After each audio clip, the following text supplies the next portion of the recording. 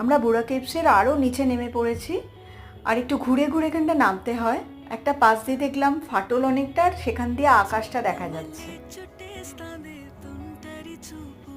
আর ভিতরটা প্রচণ্ড অন্ধকার হওয়ার জন্য, কারণ যত নিচে নামছি আরও অন্ধকারটা বাড়ছে, সেই জন্য এই দেখো বিভিন্ন কালারের আলো দিয়েছে। আর এখানে ট্যুরিস্টদেরকে ঘুরিয়ে দেখানোর জন্য গাইড পাওয়া যায়, হাতে টর্চ থাকে তাদের। এতটাই অন্ধকার, এবং একটু পিছলও আছে কিছু রাস্তা, কারণ ওই যে বললাম জল পড়ছিল ঝোড়াগুলো দিয়ে, অল্প অল্প কোনো কোনো জায়গায় জল পড়েছে পিছল।